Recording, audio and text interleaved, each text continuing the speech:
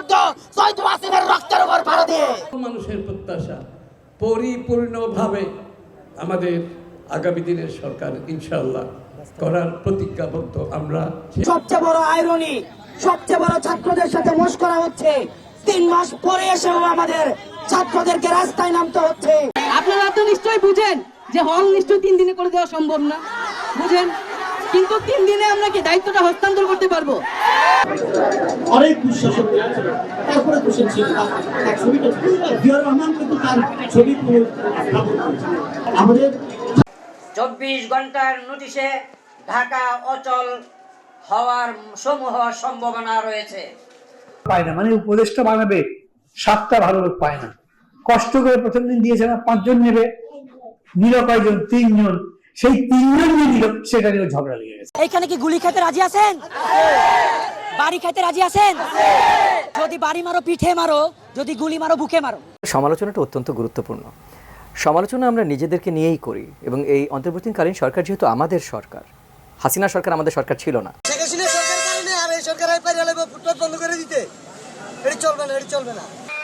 এই সরকার আমরা চাই না, যে সরকার আমাকে ফেটে লাথি মারবে ওই সরকার আমরা চাই না। অভ্যুত্থানে মাত্র 2-4টা ফেসবুক পোস্ট দিয়ে তারা কিভাবে দীর্ঘ 16 বছরের ফ্যাসিবাদী যে নীতি এবং কার্যক্রম ধামাচাপা দিয়ে উপদেষ্টা প্যানেলে যুক্ত হলো আমরা জানতে চাই। এটার প্রধান কারণ দুজনেরই যেটা প্রধান অনুভব করেছে, আসা যাওয়ার পথে এই বিমানবন্দরটা আমাদের সবার সাথে ব্যবহার করতে হয়। ডেঙ্গু নিয়ে আমরা একটা জনস্বার্থের একটা রিট করেছি। সেই জনস্বার্থের রিটে সরকার এবং সংশ্লিষ্ট প্রতিষ্ঠানগুলোর ব্যর্থতাকে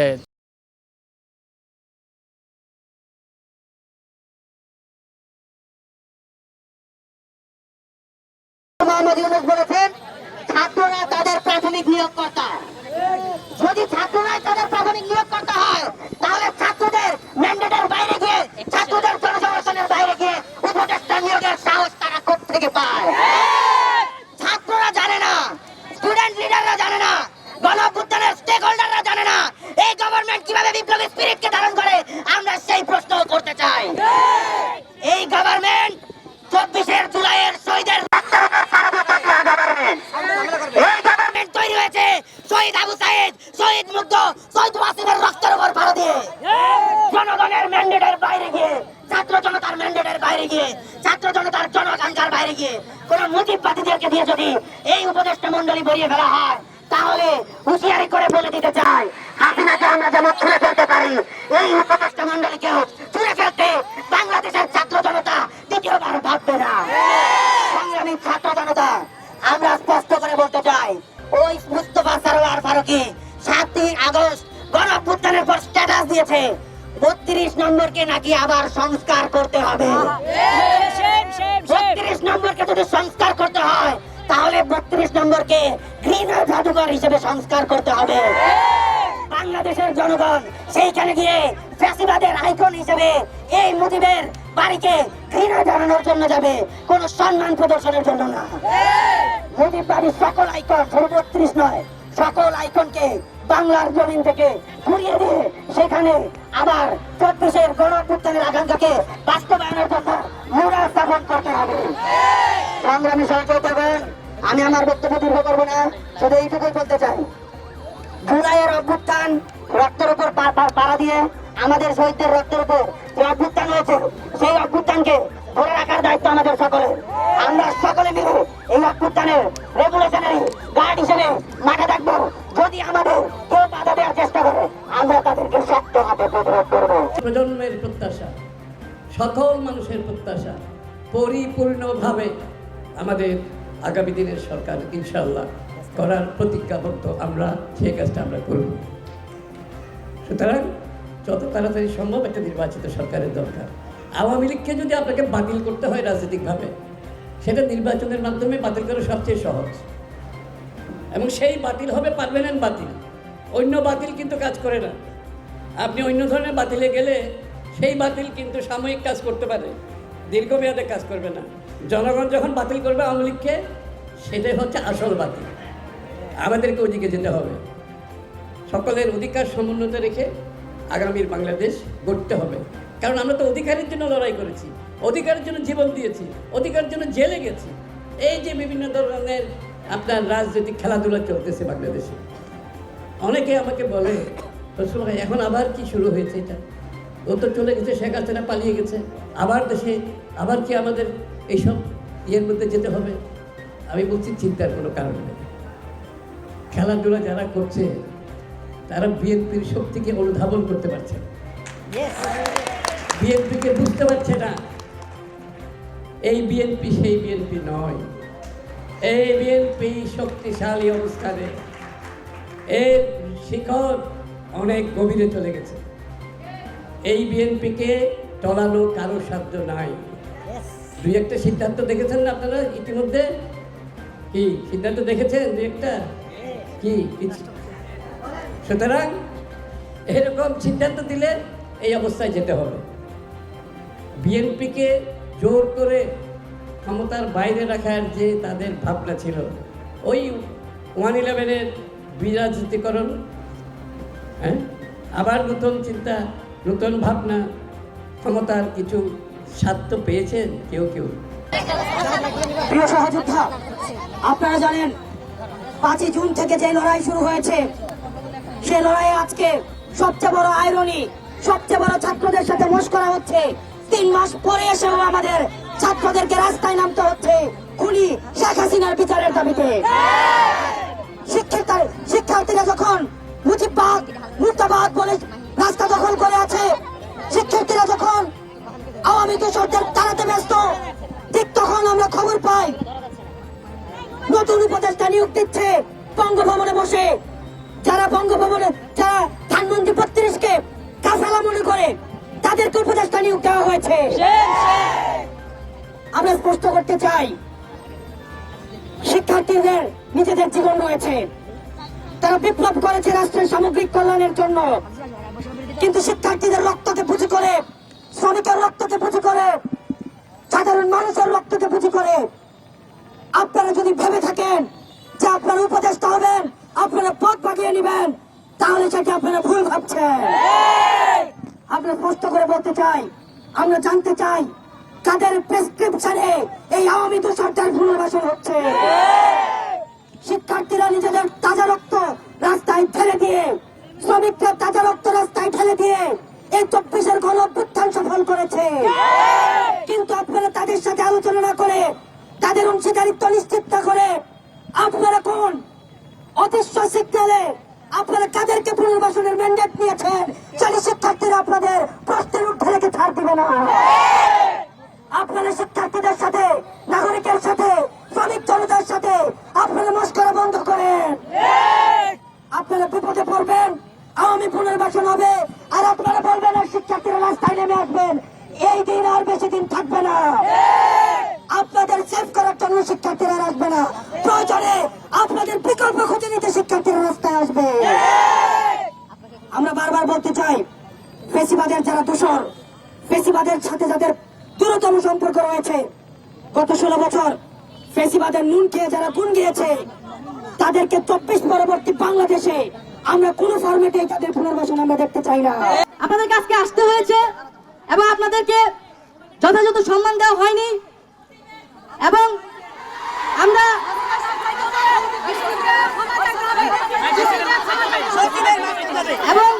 আমরা বারবারই বলেছি যে এই আমলাতন্ত্র, এই সচিবালয় যাতে ভুলে না যায় কাদের রক্তে, কাদের আত্ম থেকে তারা আজকে এখানে বসেছে।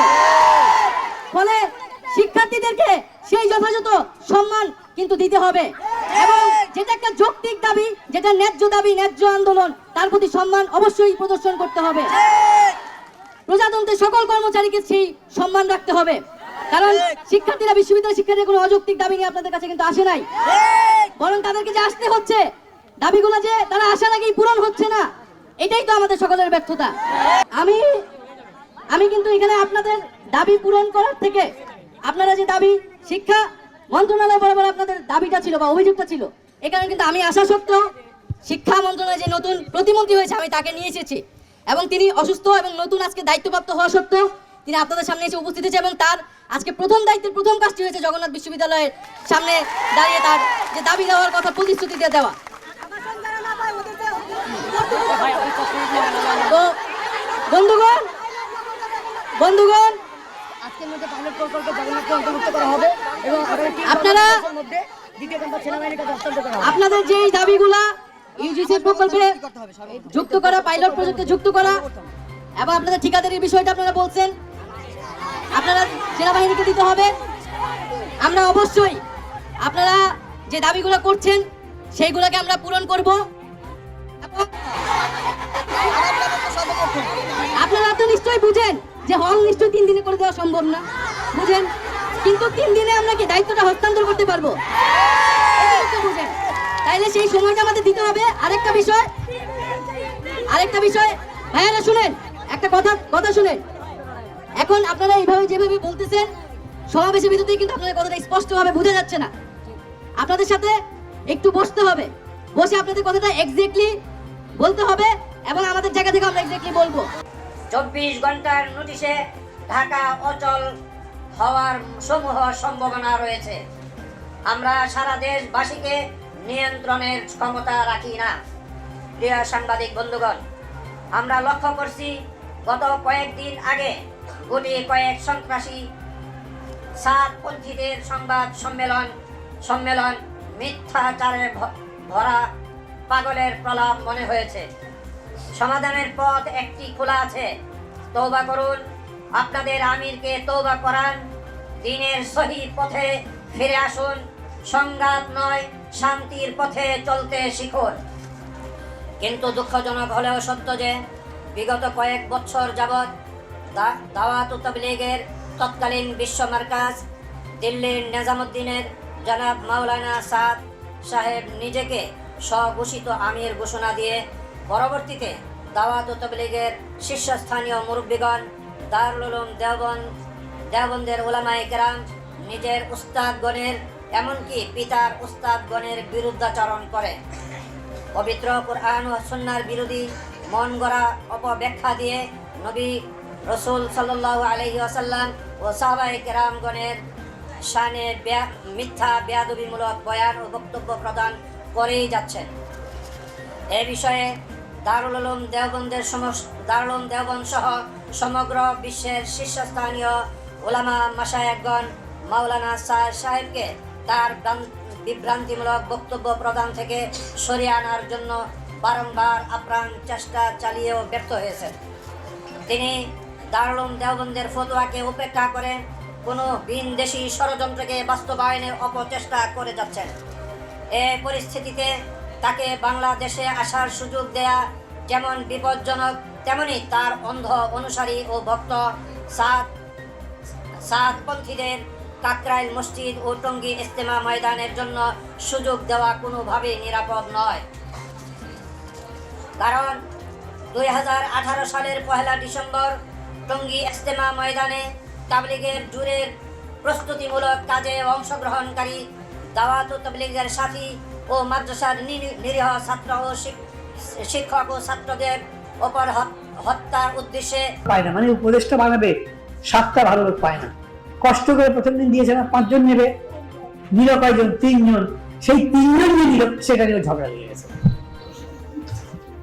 দেশের অবস্থা কিন্তু খুব সুবিধা নেই। আমি যে কথাগুলো বলছি আপনাদেরকে কোনো হালকা ভাবে বলছি না। 3 জন উপদেষ্টার মধ্যে একজন তো ছিলই, ওর প্রমোশন দিয়েছে, সহকারী উপদেষ্টা ছিল, এখন উপদেষ্টা হয়েছে। ও যেখানে ছিল সেখানে এসে তবে 2 জন দিয়েছে, সেই 2 জনকে নিয়ে ঝগড়া হবে। একটা গভর্নমেন্ট 3 মাস থাকবার পরে 2 জন উপদেষ্টা ঠিক মতো দিতে পারে না, আমি তাদের সমালোচনা করতে পারি না?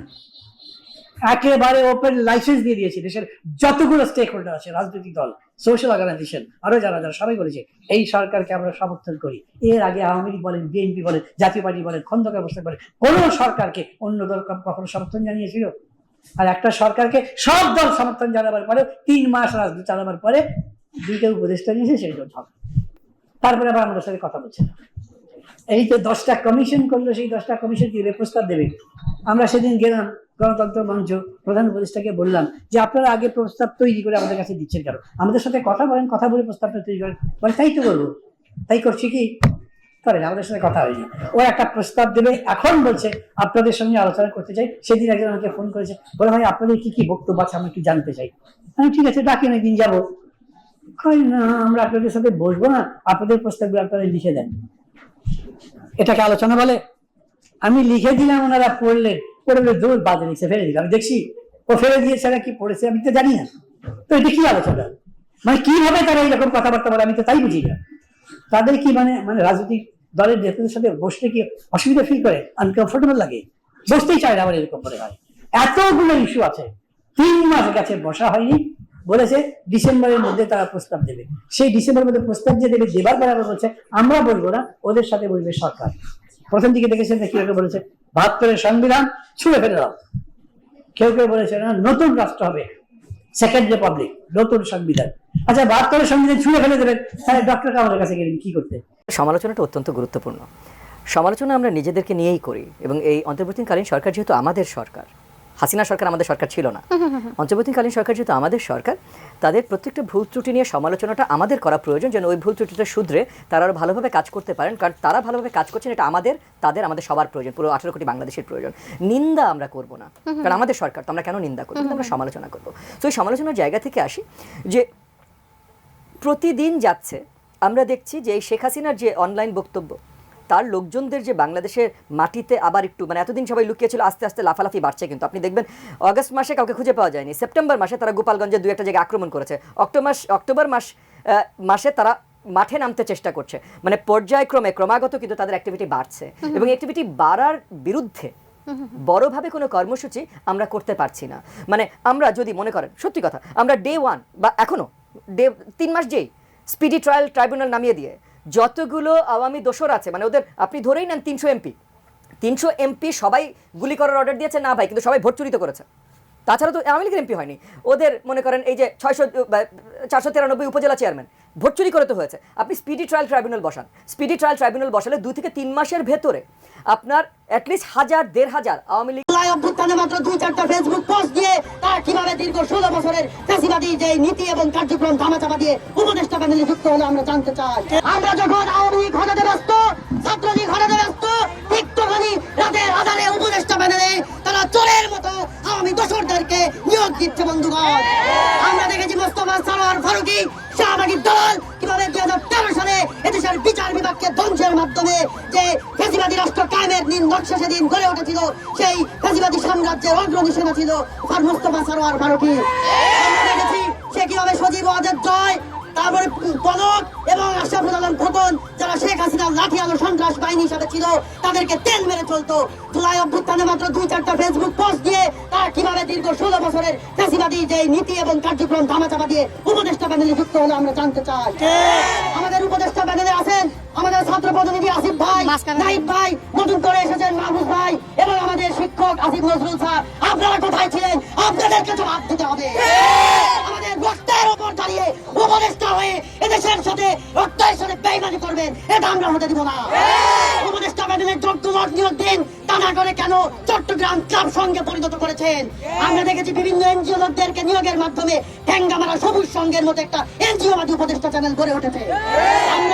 আমরা দেখতে পাই আমাদের যে আবু সাইদ রংপুরের, আমাদের রংপুর অঞ্চল আওয়ামী লীগের সময় নিগৃহীত ছিল, বঞ্চিত ছিল।